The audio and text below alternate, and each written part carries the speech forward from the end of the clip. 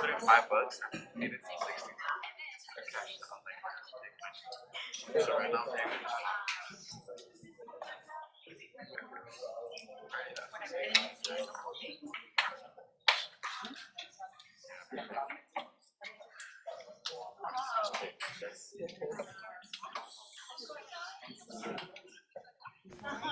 Good afternoon, everyone. Welcome back to class. It's just about time to get started. As you may remember in the schedule today, we have a visitor. We have Lindsay Brown, who is the librarian, which is specialized in business. She's offered to come to class to tell you about how to best do your research for the client project. So she knows who's the client, and she's going to offer some suggestions. This has been several times that she came to my classes, and she's very knowledgeable. She may be talking about things that you don't know, so I've recorded this session so that you can hear them now and hear them later. But, this is something that's very, very important, is to understand where to get information. And I'm not sure, can you hear me, Lindsay? Yeah. Oh. Yeah, great, it works. We hear you very well as well. Oh, good. Oh. So there's actually a lot of distortion. Oh, okay. Or maybe because I have the microphone, so I'll turn it off when you speak. Perfect. Sorry, I didn't introduce you right away. I didn't know if you could hear me on all this. It's kind of very exciting to have you. Thank you for coming. This is great. We see you on a huge screen, so this is great. So people are coming because it's just 4 o'clock right now and 1 minute past or something, so they may be walking. But I was just mentioning that Lindsay Brown's going to be giving some tips on how to best research information in order to collect the best data to come up with essentially opportunities. You know, opportunities are very important in business, and finding them is extremely important. So this is a very important skill to have when you are in business, is to understand where is the information, what kind of information is available, and why should you collect it. That's more my role. But Lindsay is, as I mentioned, specialized in business. She's in fact someone who really loves marketing. And sometimes I'm wondering if I'm sure she could even teach it because she's so passionate about it. So you see that she will give you tips specifically for the open garden and so forth. So welcome, and I'll let you talk because I'm going to turn this off so there's no sound, funny sounds or anything. Great, thank you. Oh. Sorry, so it's really distorted.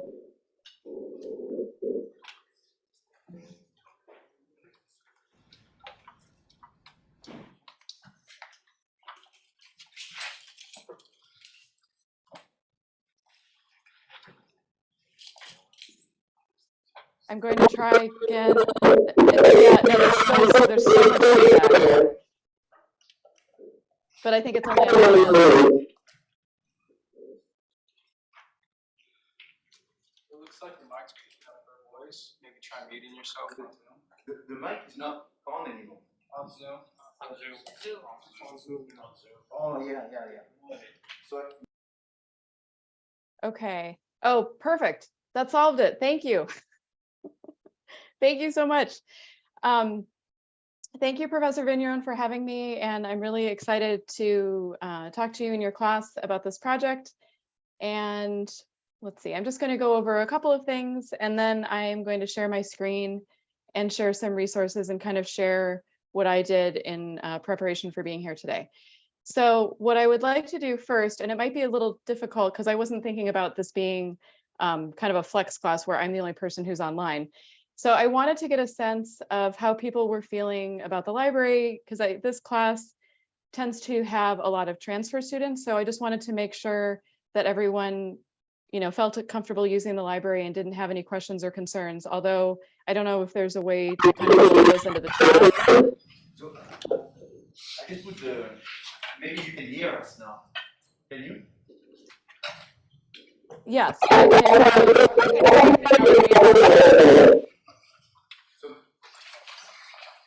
How much do you know about the library? How often do you go there to collect data?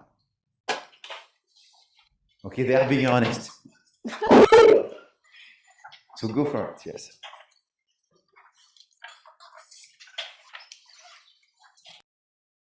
Okay, well, so then I'm just going to assume that everything is kind of new. So I'm just going to share with you the guide for your class, which I'm going to put it in the chat, and I will also show it to you. And then the other thing that I wanted to ask you, which is again a little bit challenging, so maybe don't worry about responding, just kind of tuck this away. As of last spring, everyone at CSUN, whether it's faculty, staff, students, has a free subscriber level access to the Wall Street Journal. And so I've really been plugging this, especially in marketing classes, because I think it's really, really important. So I will say, I didn't necessarily use the Wall Street Journal in preparing for my visit with you today, but there is always good information about it, in it rather, every single day. And previous to this year, you had to access it through ProQuest, which was a little clunky. And so now you can set up a free account, and I will also put this in the chat. And if we have time, I can show you how to do it. But when I've been visiting other classes, they've said at a maximum, it takes 5 minutes to sign up. And again, you know, totally free. And I'm so thrilled that you have access to this. So I wouldn't recommend maybe trying to do it now unless you have a laptop and you would like to, but I hope that at some point today, if you've not signed up for your free subscription, you will take advantage of it. So, and again, if we have time, I will show that to you, but for now, I am just going to go ahead and kind of launch in here. And oh, I just need to have screen sharing privileges, and then I can start sharing. Okay, so while I'm waiting for that, I just wanted to make a couple of comments. So I'm going to show you the guide, and then also just let you know, I in speaking with Professor Vigneron, I asked, what are sort of the goals of the project, or what are the questions? And I don't know if it's good or bad that I don't actually have the answers for you. I think it's probably good, because I'm not sure how helpful it is if I just kind of give you a bunch of information and say, there's only one way to work on a consulting project, and this is the way to do it. And I actually found it a little bit challenging to answer these questions and, define these statements. So what I'm doing today is just sharing with you how I did my research and sharing with you a number of different resources. Most of them are from the library. They're not all, because something to keep in mind is when you have a real life client, you're not giving them an annotated bibliography, or you're not telling them, hey, I found 5 peer-reviewed articles that I would like you to review. Because most of the time, if you're working as a consultant, you're just supposed to kind of give a report or give information. Most of the time, the client is not going to be super interested in how you got there. They just want to know that you thought critically and strategically, and that you're not going to waste their time with a bunch of, kind of ancillary information. Okay, so, and what I'm going to try to do is just share my website, and yeah, it looks like that's working well. Okay, sometimes I share my whole screen, but I'm just going to try something different. Okay, so the first thing that I wanted to show you is this is the guide that I put in the chat. This is something that you can access very easily anytime that you're at CSUN. You don't even need to log in. This is just freely available.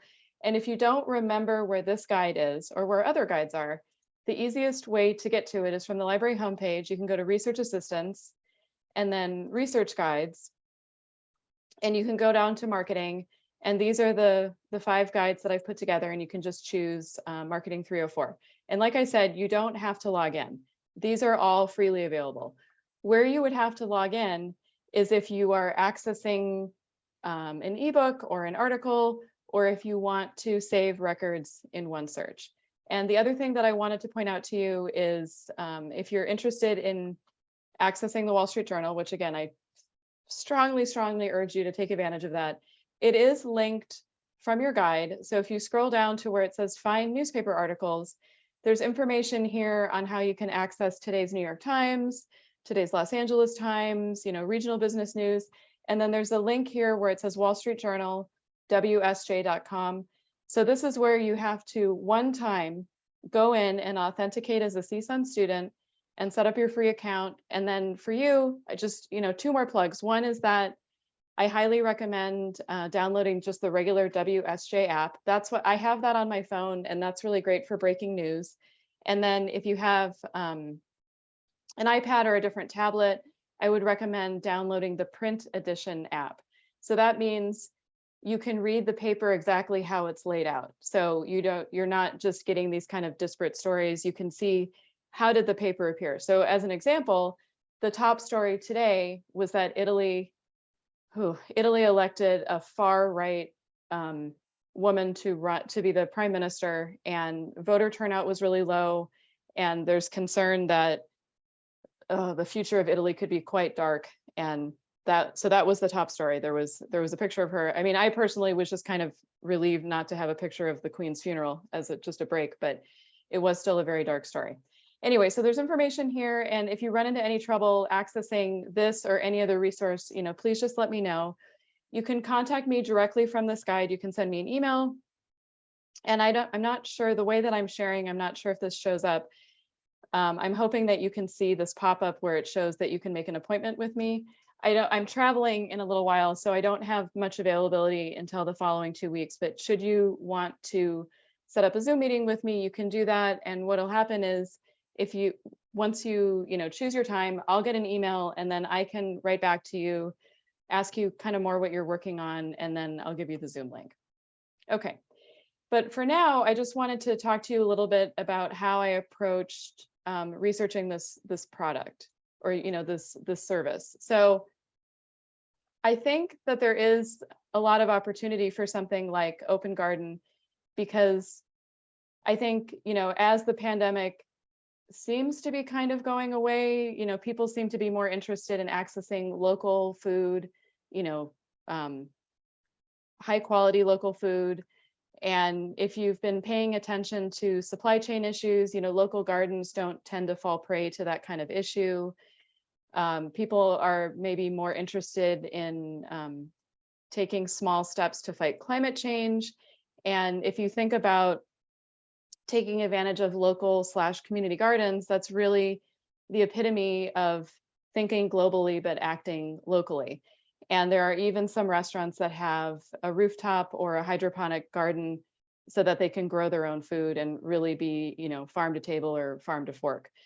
So if I were going to be working with Open Garden, I would want to stress that it's a good idea to market to people who are really interested in unplugging, like not focusing so much on technology and social media, and really learning about some of these local resources and learning the history of their town or their city, especially as it pertains to agriculture.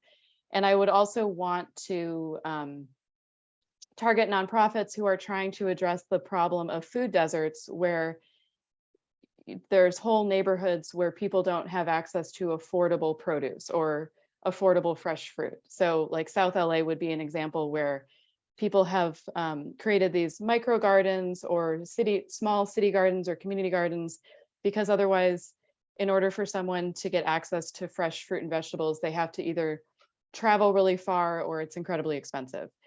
So, and in terms of competitors, I think it would be other organizations that are hyper local and possibly developing apps. So that would be groups like the LA Conservancy, or historical societies, or maybe community garden organizations.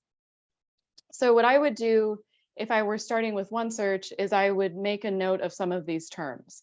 So I would do things like community garden, food justice, climate change, sustainability, locavore, or the idea of really eating food that's locally grown, locally sourced, food security, and then also community supported agriculture, or CSA.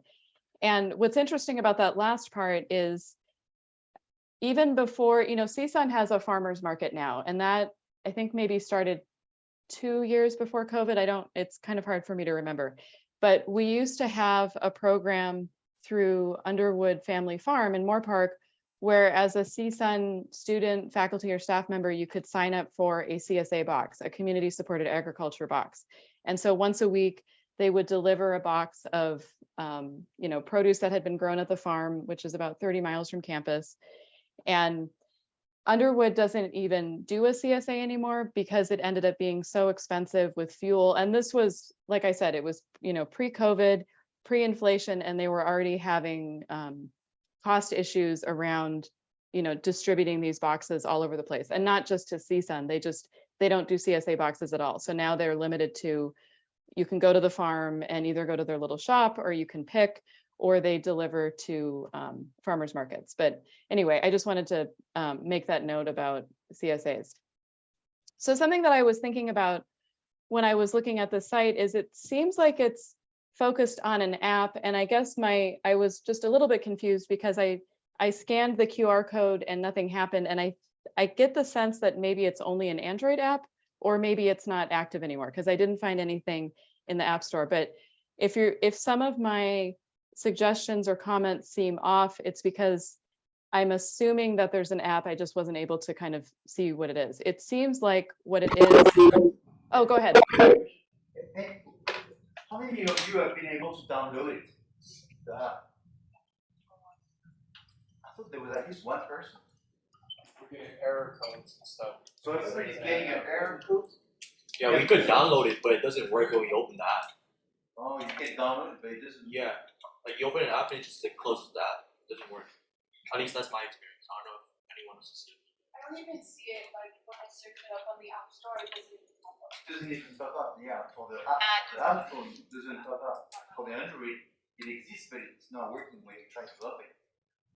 Okay, so there's some issue with the app. It's not working. So yeah, when I kind of I poked around on the website and I had seen the work that Nat had done at, Whittier, and it looked like there was something also on Whittier's website that talked about an Android app. So that's why I think I don't think that there's an Apple version of the app, which is also something to note. I know that not everybody uses Apple, but not everybody uses Android. So that's, something to kind of consider. But so I had to make a lot of assumptions because I don't actually know what the app does. I was guessing that it helps you kind of connect with your community by using GPS and, historical information to say, this is where a farm used to be, or this is where there's a community garden, or this is where a restaurant is. That's what it does. That's okay. Correct. Well, fantastic. Okay, so keeping that in mind, I went ahead and used some of our databases to find some resources. So I think a no-brainer is that someone who is interested in sustainability and the environment is just going to go crazy for this kind of app. So I used Mintel, which is, this is sorry, I'm just trying to open this link here. This is a market research database that we got access to last year. So if you're a returning student to CSUN and you have no idea what Mintel is, it completely makes sense because I think we signed the contract in June. So Mintel is, again, freely available to you, and they have a report called the Sustainable Consumer US 2022. And I know that this app isn't necessarily, it's not really necessarily a consumer product. I mean, it is and it's not, but I still think that there is useful information in this report if you look at what drives someone who's interested in sustainability, which in and of itself is kind of interesting because if you think of someone who's interested in sustainability, they're probably not buying a lot of things. But that's why this app is probably the perfect kind of match for them, because you're not buying something, you're kind of tapping into an experience. But in any event, it sort of shows you, what does this sort of consumer look like? And then they also, if you look on the right here where it says newer reports, there's other reports that you can access. So you can things like, you could compare this to the sustainable consumer in 2021. You could also look at the ethical consumer, marketing to the green consumer. And so you can go through everything. There's a full report. There's a whole, there's a deck of slides. You can also look at the data book. So that what that means is you can look at the questions that were being asked, because I think the report is helpful. But for me, especially having worked in market research, I would want to know, well, what exactly did they ask people? Because I think that's an important piece of it. And just understand that, so typically when I work with this class, I put together a whole slide deck. What I've decided to do in this case is I have a working document where I've asked questions and made notes, and I'm going to share that with your instructor and he will share it with you. So if you don't have to worry about frantically writing anything down, because I'm going to send you the links for everything. So this is just time, again, to kind of give you an overview. So this is Mintel. There's also something called the 2022 Sustainability Barometer Executive Summary. So this is going to be a little bit different from this report on the sustainable consumer. But this is just a kind of a totally different way of looking at things, and you can actually download the whole report. And what's nice about Mintel is yes, it is designed for students, but it's also designed for busy professionals. So it's not going to be 200 or 300 pages. It's going to be a short report that will give you everything you need to know if you're trying to kind of tap into the sustainable consumer. So the other thing to think about is, depending on if the app moves forward or if the focus of Open Garden is the app, you might want to kind of go beyond people who are interested in sustainability and think about what are the kind of consumers that would be interested in being early adopters of this kind of app. So there is a report. Oh my goodness, I'm so sorry. I need to fix here. I'm just going to make a note here. I need to fix my link. So there's a report called Early Adopters and Emerging Consumer Technology. So let me just show you what that looks like, and I'll fix the link before this is sent to you. And I would encourage you, not only for this, this particular project, but anything that you're doing with marketing, especially market research, but anything with marketing, really dig into Mintel and see if there's something that's going to be useful. So this is the other report that I would recommend that you look at. Again, this Early Adopters and Emerging Consumer Technology, because I think another way to look at this app is it's not like a VR headset type situation, but you are, I'm guessing, kind of immersing yourself in a physical situation or physical environment while you're using this app, which is kind of an emerging technology. So that's why I thought this would be interesting. But just a couple things to point out with Mintel. You can go into different reports, different categories. You can look at different trend drivers. So this is where you can kind of get into the idea of someone who's ethical or sustainable. You can also look at different demographics. So, if you're looking to target, say, millennials or Gen Z or Gen X, you can go ahead and check that box. And then there's always going to be that COVID-19 lens. So you can add that in, but you'll see just if you kind of scroll down, these are some of the reports that come up, and they're constantly adding new ones. So another thing that's kind of interesting is this natural household consumer report is coming up, and I could see kind of a connection between that and the idea of local gardens. So that's Mintel. And again, I'm going to make sure that you get access to this document and you can take a look at this. And then the other places that I looked is I used OneSearch, and I used these terms that I'm talking about, which again, you don't need to worry about jotting down because you're going to get access to this file.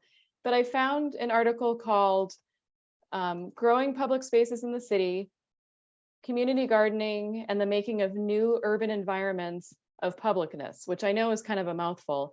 And this is not specific to Los Angeles or even the United States. This is a British article, but I think you can still kind of get some helpful information. And they are actually, now that I say that, I see they're looking at 15 cities, mostly in the Commonwealth, but also including the United States. So you might just kind of look at, what would draw someone to be interested in a community garden? What does it do for the neighborhood? How does it help people? And the reason for my showing you this As you can see, there might be some interesting keywords that you wanted to search. You might get something helpful from this article, but to me, the real value of a research article like this is you can go to the end, and sorry if I'm making you dizzy, especially on such a big screen, is you can go to the end and look at the references. So this is where you can really look at the resources that the author or the authors, kind of signed off on. So they probably, looked at hundreds and hundreds of books and articles, but these are the ones that they actually cited. So if there's anything that looks interesting, all you have to do is cut and paste part of the article. You don't have to, or I'm sorry, part of the citation, not the whole citation because it will confuse one search, but just part of it. And then you can see if we have it available. So as an example, I might want to look at this article called Community Gardening, Cultivating Subjectivities, Space, and Justice, which is from Local Environment, the International Journal of Justice and Sustainability. And I don't know offhand if this is a journal that we have access to, but all I would need to do is go to the library homepage and paste just the title of the article. And we'll see what's available. Okay. Honestly, I'm shocked that we have it because this feels like such a niche type of journal, but you can see here, the full text is available. And I also just wanted to point out, especially for people who are new to CSUN and new to the library, when this thing pops up where it says, do you need help? A librarian is online. This would be a great place if, say, the full text didn't show up or you weren't really sure how you could get access to this title. You certainly can email me. However, if we were to click here where it says chat now, you would be talking to a real librarian. It's not a bot. And it is someone from CSUN until I think 7 or 8, I think it's 7. I think we stopped monitoring at 7. And then even after 7, it's still going to be a real librarian that's going to help you. But what's really great is the person on the other end is going to see this link. So when you go to chat, they will be able to see that you're trying to access this article. So you don't even need to waste your time saying, oh, I'm looking for this article and it's by this author, because the person on the other end can see that you're here. That's why there's this widget that shows up in one search and in the LibGuides and on our homepage. And so it's a really easy way for us to save time and not waste time having to try to replicate your search because we know exactly where you are. But in any event, we don't even need to do that because the full text is available. So all I would have to do is click there where it says full text. And it shows me that it's going to take me to Academic Search Premier. It doesn't really matter which database is giving you the full text. And this is a really exciting outcome. I've been having problems with EBSCO, and I think it has something to do with my cache. So let's just pretend for the sake of argument that I'm going to go and clear my cache and open up the article. I could show you in a different browser, but the problem is that I'm sharing Chrome with you, so it's not going to open. What I will do is just make a note here that EBSCO might be having an issue, and I'm just going to double check that it's specifically my problem and not a universal problem. But typically what happens is that the article would just come up. And just to show you, for some reason, if it didn't come up or it didn't show that it was full text, all you would need to do is sign in, and then you can actually request that a PDF be sent to you from another campus. So just, again, for the sake of argument, if for some reason it didn't show that there was online access, you can still get it and it's still free. So that would, again, be a good time, if you don't remember, to either use this chat function or just email or get in touch with me and I can help you with that. But again, just to kind of reiterate, this is an article that I thought might be kind of helpful if you're trying to get an idea of how do community gardens work in a city. So the article might be helpful, and it's from a journal called Urban Studies. And then I just, especially with a peer-reviewed article, I just love to look at the citations and just see if there's anything worth pursuing. So again, if you ever have trouble getting to the full text of anything, or it seems like we should really be able to have access to it, ask a librarian or get in touch with me. Another article that I found is called Who Practices Urban Agriculture? An Empirical Analysis of Participation Before and During the COVID-19 Pandemic. Because I think something that's so interesting about looking at Open Garden now is that the pandemic changed everything. I don't think you can make the argument that it didn't, but it really affected supply issues, supply and demand in terms of food. And between that and the war in Ukraine, I mean, we have shortages on all sorts of different things. So one way that you can kind of get around that is by growing your own food. And if you don't have the space to grow your own food, that's where a community garden is just critical, because it eliminates all of those supply chain issues, and it's a way to kind of engage with your community and with your neighbors. So this is something that was published by Agribusiness, which is the name of the journal, and you can see there's two people who kind of collaborated on it. So someone from the School of Business at Arizona State, and then someone from agricultural economics at Purdue. So that's kind of interesting. And again, I would just take a look and see if this is helpful. You'll see the keywords are focusing on community gardens, COVID-19, food supply chain, pandemic, urban farming. So, take a look at what the article has to say. And again, you can see it looks like they did an original study of different people, and I'm just trying to look at this. They've helpfully not made it landscape, so that's a little hard to read, but you can see they did an original study and they're looking at different cities and how people were doing this. And I just would, I would want to look at the work cited here and just see if there's anything interesting. So some of these, if there's a link like here, this article, A Growing City, Detroit's Rich Tradition of Urban Gardens, you can just go ahead and click on that link. But if there's something where it's from a book or it's from, it's an article from a journal, that's where you would cut and paste into OneSearch to see if we have it available. I'm just going to close some of my tabs here. Another thing that you can look at is a resource that I found that's called Scaling Up Community Action for Tackling Climate Change. And this is from the British Journal of Management. And I wouldn't worry too much that it's British as opposed to American or Canadian, because you can still get some good data or keywords or good information out of here. So this is we've got a bunch of authors from University of Glasgow, and they're just talking about geographical responsibilities around climate change. So again, I would look at this, and what I found particularly interesting about this article is the idea of scaling up community gardens, because I'm not sure how useful it is if you just have them kind of arbitrarily around the city. So the idea is, and I think where Open Garden could really help, is if there's some sort of plan. So you don't have these deserts where there's not access to gardening or, agriculture. So I love the idea that you could scale it up, or especially for a city. So again, you might find something kind of interesting in the article, and here they've done, again, a study, and they give you the information about the different people who participated.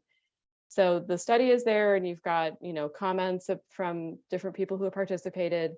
And again, I just would, it's honestly hard for me not to just go straight to the works cited, because I just am so thirsty for the knowledge and looking at what did they consult before they, did their study and before they wrote their article. So I think there might be some really useful articles, and you kind of know when you're on the right track when you start to see the same articles cited, or if they're kind of citing each other. That's truly exciting. That's when you know that you've kind of hit the lottery in terms of your resources. So again, see what's available, and if you need help getting full access to it, that's again where I can help you. There's plenty of other resources. There's something from Harvard Business Review where this is really focusing on the idea of the elusive green consumer. So, the first thing that we looked at was, how do you market in terms of Mintel? Like, how do you market to someone who's sustainable and probably doesn't really want to buy things? So as a CSUN student, you have access to Harvard Business Review. The only limitation is we don't have access to all the case studies, but we have access to all the articles. So this is looking at, someone might claim that they're sustainable and that they specifically want a sustainable type product. So something to think about is, like I don't like to buy single-use plastic items. So I don't buy Ziploc bags. I buy these, and now I'm of course blanking on what they're called, but they're these silicone bags that you can put in the dishwasher and reuse them and then you're not having to use something that's petroleum based. So this is just talking about, you know, people are saying that they really want to support brands that embrace purpose and sustainability, but then they're not really acting on it.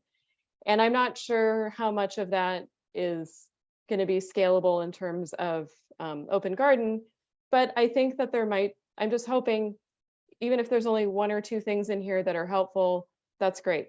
And you don't even have to worry about a works cited, because Harvard Business Review is a trade journal. So it's almost like, it's like a professional title. So they're focusing this on their own research, and they're kind of distilling it down for you. So it's the same way where, say you're reading an article in People magazine, they're not going to have a list of works cited. The only thing that they would have is a photo credit. So you don't have the benefit of the works cited, but see, on the other hand, you can get some keywords, and sometimes you can just cite this as its own thing. And it's still substantive. It just doesn't have the works cited. So I did also look in MIT Sloan Management Review, and I didn't really find anything that I felt like was related or relevant. So what I'm sharing with you today is kind of like what you would see in the works cited of a peer-reviewed article. I didn't want to give you a bunch of stuff that is completely irrelevant. I'm saving you that. So I looked at a lot of different resources. I'm just sharing with you what I think is the most relevant. And so by that same token, sometimes for this class, I share something like IBIS World, which gives you information on an industry. And the thing is, gardening isn't really it is and it isn't. I didn't really see anything where you could get kind of like an overview on local agriculture or local farming. It wasn't really getting at the right part. So if you're wondering why I'm not including something like that, it's because I just didn't think that it made any sense. So moving along, and we're going to have plenty of time for you to ask me questions, and you can always follow up with me later, but I'm just going to continue on with showing you some more resources. So I looked at ProQuest Global Newsstream. So that's where you can find news articles. So if you'll remember from your guide, where there's that link for today's LA Times or today's New York Times or today's Wall Street Journal, that this is giving you all of the news since, let's see, I think 1984. So it's 1984 through today. So, I'm trying to think of what was in the LA Times. There was an article there's been a couple of articles about the fentanyl overdoses at Hollywood High School, so that you would be able to read on that. And I'm just mentioning that because sometimes there's confusion around how recent the stuff is in Global Newsstream, and it's constantly being updated. So this is an article from my hometown of Minneapolis, and it's from the Star Tribune. And this is actually just amazing because it's a community garden where they're working with local tribes, because there's a lot of Native Americans in Minnesota. And they talk about working with tribes to create these community gardens and really kind of bring back food that's truly native to the region. And then also engaging with school-age children, and it's just really cool. So I'm just giving you this as kind of an example, because one of the things that I think Open Garden could do is highlight community gardens that are focusing on, really hyper local agriculture, and not local in the sense of like avocado toast, but local to the tribes whose land we've settled. So I thought that was kind of an interesting thing to look at. And I love the idea of people learning about what's really supposed to be grown in their area. And I can tell you that the food that they're growing now at White Earth Tribal and Community College none of that was available when I was a kid. We were not really leaning into local food at all. There's also an article from the New York Times, The Hottest Party is at the Farm, where they're talking, there's a 20-acre farm on Long Island where people are getting together and learning about, again, local food there, and how they can work with these CSAs, and how people can kind of combine socializing with farming and, growing food and, cooking food together. So I'm just kind of giving you a couple of different examples here. And then there's an article from the Washington Post. Some DC students are seeking healthier, more affordable food for themselves and their classmates. And this is talking about a food justice summit, which I thought was kind of interesting because I'm sorry to say, usually food that's available at your college is pretty terrible. I mean, there's a reason why so many people gain weight when they go away to school, because you're kind of trapped, and you just, you know, you have access to everything and you're not necessarily going to be able to make good food choices. And I think this is especially interesting and timely because I don't know if you know, but Associated Students is working really hard right now to bring healthier food to CSUN, so that if you are going to go to some place like the Sierra Center or Arbor Grill, it's not all just going to be, you know, fast food and, you know, packaged food and processed food. They're really trying to bring healthier food and also honoring different types of diets. So the AS president is Jewish and follows a kosher diet, and to him it's really important that more kosher food is available. So this I thought was super interesting and timely given what's happening on campus. Okay, so moving right along. I also looked for books that might be kind of interesting. So I found one called, cool, okay, so this is another one that I have to fix. It's called The Urban Garden City. So I'm just gonna make a note that I need to fix my link, and I'm gonna see if I can find it.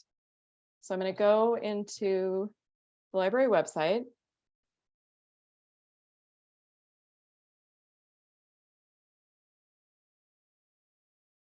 And see what's happening with my link. So here's my book that I was trying to show you.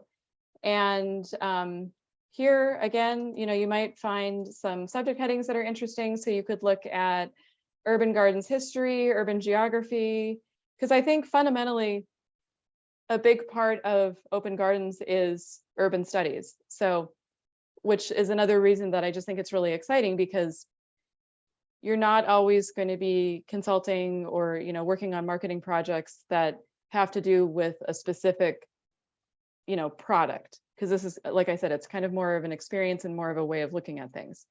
So I'm going to see, okay, so I am just really not successful. Yeah, okay, so I'm going to have to figure out what's going on with the link, but at least now you can see the book, and like I said, I'll fix that, but that's something that might be helpful. Another book that I found is called Tomorrow's Garden, Design and Inspiration for a New Age of Sustainable Gardening. And this, I don't have to worry about the link not working because it's an actual print book. So here I can actually show you how you would access this if you wanted. So you could actually just go to the library, and it's on the 4th floor. And I'm guessing that the other books in the neighborhood, you know, on the shelf are going to be kind of related, because everything is going to have to do with urban gardens, sustainable agriculture, you know, landscape gardening, things like that. But if you wanted to make sure that someone else wasn't going to be able to get this first, all you would have to do is sign in. And if I didn't mention this already, there's only 2 places where you need to sign in when you're using the library. One is to sign into OneSearch. So you have a couple of options. So say I could request this if I wanted, and what that means is it would be held either at guest services, which is where you check out books, or I could have it held in the lockers that are in front of the library. But the other thing I can do is, maybe I don't want to read this right away, but I don't want to forget about it. So I can pin it, I can click on this push pin, and then it saves it to my favorites, which I can show you in a second. But for the sake of argument, if I did want to request this, it shows me that I can pick it up either in the main stacks, which is guest services, or the lockers. And here, if I say, okay, it's making me choose, I'm just going to choose the lockers. And here where it says not needed after date, what that means is I need to indicate, when is it too late for this book to be useful for me? So say my paper's due, you know, November 1st. I would say I don't need it after Halloween, because at that point it's too late. So that's what that means. It doesn't have anything to do with when the book is due, because you can borrow a book for the whole semester unless it's a reserve item. So there I could go ahead and hit request. Otherwise, if I want to see everything that I've saved, and this can be handy, especially if you're working in a group, because you don't want to be, you know, using the same materials, or, you know, maybe you want to email someone on your team and say, okay, I found this book, or I found this article. So here's everything that I have saved. And if I look at this top book here, again, if I were in a team, I could just go to email, and I can email it to the people on my team. So, or I could also just copy the permalink, which is going to take me right to the item record, and then I can send it to the people that I'm working with. Okay, and then the other thing that I wanted to show you is, I mentioned that you don't need to bend over backwards to make sure that you're only using library resources. I think a good researcher and a good consultant doesn't limit to just what's at the library. And I mean, honestly, for something like this, where it's really, community-based, I just Googled, community gardens, because I thought there must be some sort of professional organization, or there must be like a clearinghouse where you can go to if you want to learn more about getting involved, or if you want to find a community garden. So I found 3 different organizations that I don't think are necessarily competitors to Open Garden. I think they're just good resources to keep in mind. So there's something called Los Angeles Community Garden Council. And so they just have all sorts of information on different projects that they work on, their team. To me, the 2 best parts of the site are you can find a garden. So that's where I think, if anything, it's not really a competitor, it's maybe more of a partner for Open Garden. You can find a garden. And, I would be curious to see, you can see there's a ton. Even, I'm here in the Valley, I could see what's available to me, but you can see, especially in the heart of the city, there's just a lot of different options. And then there's also information on starting a garden, because I think that could be pretty daunting, but maybe you're interested and you would need help, because there are a lot of different rules with the city. I mean, you basically can't do anything without asking permission. So just to give you an example, there's a dead tree in front of our house, and I asked the city to remove it because it's kind of on the parkway, so sort of between the sidewalk and the street. And they said that there's a backlog, no pun intended, but that they would waive the permit fee if I wanted to cut it down myself. And I'm not in the tree cutting business, so I've just decided, I'm going to leave it until they figure out their backlog. But the reason I mention that is because you can't just plant something unless it's your own property. I mean, there's rules and there's limitations, and it's not to say that it should discourage you, but so the reason that I would want to get information here is they likely already know what are the steps that you need to follow in order to start a garden, because it's not your own property, it is the city, there's different things that you have to do. So that, I think, is, a really great resource to think about. And there's also information on volunteering and events that they do. And of course, you can donate. So again, I don't see this as a competitor. I see it as a potential partner. There's also the American Community Gardening Association. They have a conference. They've got workshops and programs. And there's all sorts of resources that are here. And I'm going to assume that the LA Community Garden Council is maybe a member of the American Community Gardening Association, but there's all sorts of resources here. And, something that I might look at, and I didn't really have a chance, is I might look at how are they using social media to, kind of promote or engage people, because that's something that you could consider as a suggestion for Open Garden. If the American Community Gardening Association is really killing it in terms of their social media, that's something that as the consultant you could suggest. The final, freely available site that I wanted to share with you is called Crop Swap LA. And this is really amazing. So this is not even limiting itself to community gardens. It's talking about micro farms. So this could be a really, really tiny space, but it could really help out an area of Los Angeles that is essentially in a food desert, or if it's, everybody's stuck in an apartment, they can't really do anything. There's all sorts of information. And here's kind of a nice tie into CSUN, because they're talking about fruit tree harvesting. You might not know that, so CSUN is built on an old orange grove, and it's kind of wild if you think about it. If you look at old photos and records from the 40s and 50s, Nordhoff and Reseda used to be dirt roads that were around these orchards. And we still have a little bit. The orange grove on the southeast part of campus clearly, has a number of trees, a fraction of what the campus used to have, but it's, you know, it's too many oranges for the campus to deal with. So they have these picking events where you can volunteer as a student, faculty, or staff member, and you can pick fruit, and then they figure out ways to distribute it, whether it's to food banks or to homeless shelters, or, you know, whoever would benefit. So I love the idea that Crop Swap LA is kind of helping people with micro farms, and they're helping with the fruit tree harvesting, because I think there's also a lot of confusion when trees they don't really seem to be on anyone's property, but then it's sort of unclear. Like where I am, there's an avocado tree that kind of goes over the sidewalk, not on my, it's on a street that's perpendicular, but I always sort of wonder if it's hanging over the sidewalk, can I just take those avocados, or am I technically stealing from my neighbor? And I just think there's not really a lot of clarity around that. So if there's an organization like Crop Swap LA that's willing to kind of demystify that, I think that's really incredible. So just a couple other things, and then I would really love to, you know, answer any questions if anything was unclear. I know that I really talk fast, so I'm happy to help there, but I just wanted to comment on a couple other notes that I have here. So I just think, you know, anyone who's interested in gardening or local food or sustainability is an obvious person or a user of Open Garden or a collaborator. But I think another potential group is maybe someone who's not necessarily specifically interested in those items, but they love city history or, you know, urban planning, or, you know, they really want to get to know LA.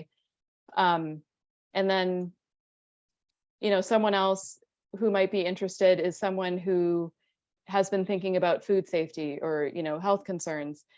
And I almost think COVID can kind of help with this regard. So not only for the supply chain stuff, but something that I started doing in lockdown, once we were allowed to walk again, like when we could walk through neighborhoods and we could do hiking, is I got a book that's essentially urban walks in Los Angeles, where you learn the history of a very specific neighborhood. It's called 10,000 Steps a Day in Los Angeles. And I started doing that with my husband and friends on weekends. And what I just found really transformative is I really got to know these pockets of the city. I mean, I think most people are familiar with things like Griffith Park and, you know, the area around Dodger Stadium and things like that. But it took me, even in parts of the valley that I had really never explored, and I just didn't realize that it was there. So I think if you can kind of tap into people who, you know, because we couldn't go anywhere, really started getting interested in their neighborhood or adjacent neighborhoods, if you can kind of connect that to the idea of gardens and access to food, I think that would be a really great group to target. So, and that's, I think, one way of kind of seeing the positive of the pandemic, because it really did, you know, not all of the changes were bad. I mean, I think it's really great if, because of the lockdown, people like me, you know, couldn't necessarily go to a trail, but got to see different parts of the city and learned about the history, because it's you know, just super interesting. So at this point, I am going to stop sharing and see what questions you have.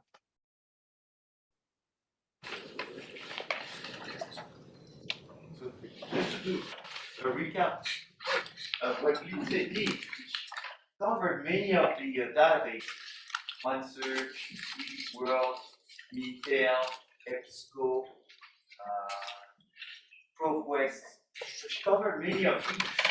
Then she said it's interesting to start with a bunch of keywords and then get some of those research articles, reviews, and all this. And inside these, look for references in order to get more articles and more keywords that you can use to go back and IB's World, ProQuest, and all this. And it's this sort of triangulation that eventually will get to discover things. And so she just showed that. She created a file where there is all the different links she just shown, and she's going to give me the file, and I will give you the file in addition to that video, so you can revisit again side by side. And right now she's asking me if you have any questions. Is there something that you want to ask her why she's here or something that you didn't understand? Any comments? It seems that she discussed two types of maybe of usage. There was one, the usage of the people that like sustainability and they doing something for the environment. There's another group which is maybe into food. There's another group which is maybe into discovering the Los Angeles, the history of Los Angeles. So I think these were the three groups. Either the food, the sustainability and doing something local, or the history and more of the trail, learning about the trail, learning about the areas, right? Does that summarize what you said? Are these the three groups? Okay.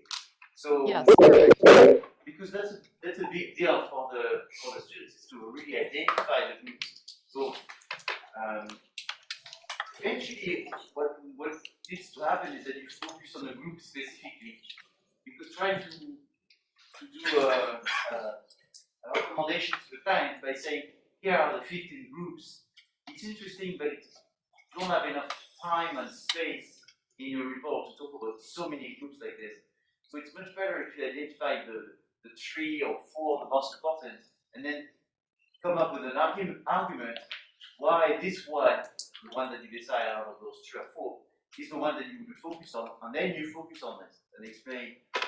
Eventually, we hope to have the app working before the end of the semester, because we need that in order to be able to review what it does. But also, what was interesting is those organizations that are local.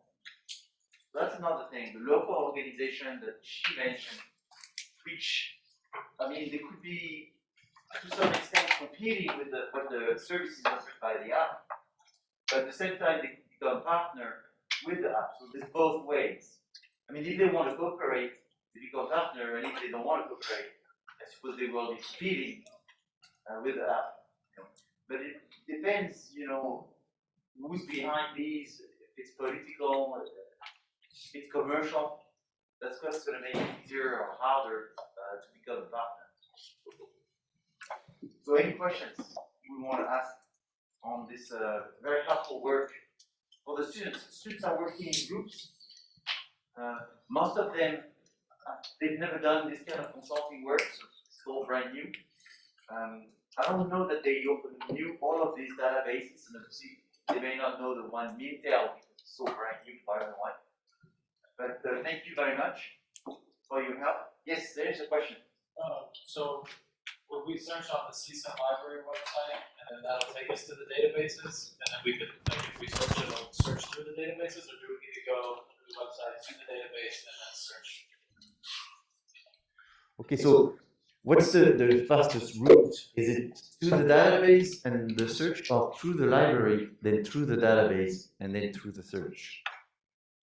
So you can do it one of two ways. You can either start with one search, and so that's what I would do, is I would start with one search, and when you're going to get to the full text, then it will take you to the databases. I would try to exhaust that. Then I would try to go into these very specific databases. Like if you were interested in the market research reports, I would say go into Mintel. If you want to find specific articles about urban planning, then you can try those databases. But I think for this particular project, if it were me, I would start with one search and kind of exhaust everything there, and then I would try Mintel. I will tell you that most of the articles that I found using one search. The only ones that I didn't were the news articles, and those I found in ProQuest Global Newsstream. So I'm not sure if this is a helpful answer or not. I just would try one search, and then using your guide, the LibGuide that's specific to your class, you can look at the different databases that are listed and see if any of them make sense. Because for any given project, you don't need to use all of them. So like I said, IBIS World is not going to, it doesn't make any sense for this particular project, but for other sections it does. So I hope that helps. I'm not sure that I gave a very good answer, but I guess the answer is you can kind of go either way. What's difficult is there's not such a one window, search window that does it all. So because there's so many databases, they have licenses and all this, so they try to protect each other for not being able to be found by one place to sort of funnel people. And so what happens is if you go on one search, it's sort of the fastest way to get started. But you could not assume that because you've done the one search, you've done it all. I don't even know if the Mintel reports that you mentioned, you could actually find it from one search. Would you? That's right, they won't see it. Yes. So that, you see, that's a perfect example. When in fact the Mintel report may be the best thing really that she discussed today. But if you go to the one search, you will not search. So the one search is to get you to get started, you know. And it's a good way. You see, it's right on the CSUN.edu library connection, so it's easy. But it's not enough. You can't think of it as being enough. Thank you for your question. And you know, and that's annoying, obviously, because we all wish we had one window to go through and it was covering everything, but that does not exist. I saw it working as a consultant for a large consulting firm when they have one window but they pay, I mean, millions of dollars of licenses in order to have everything covered under one roof. I also saw it in the 90s when there were not that many databases. So, but now because there's so many, they don't all get along with each other, and so they're sort of isolating each other and so forth. Any other questions? Okay, so you all get to know to start with one search. So it's sort of one search is your google.com. You know, you have to think about this that way.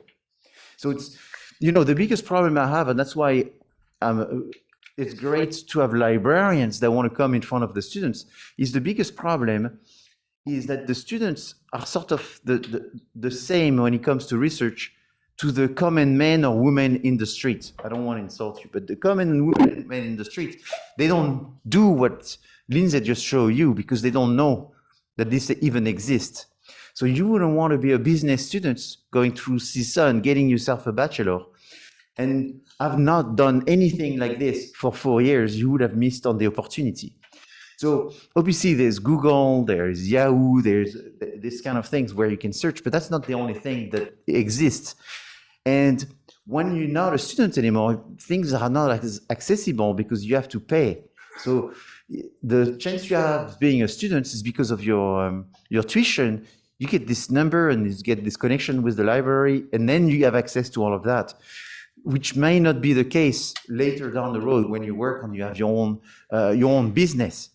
It may be the case if you work for a medium-sized or large corporation that they will pay for some of the access to these databases. But sometimes these are so expensive that not everyone can access it. There's only a few people that have the right to access it. So what I'm trying to say is you want to force yourself, a little bit like the dentist will tell you, you have to floss and brush and floss and so forth.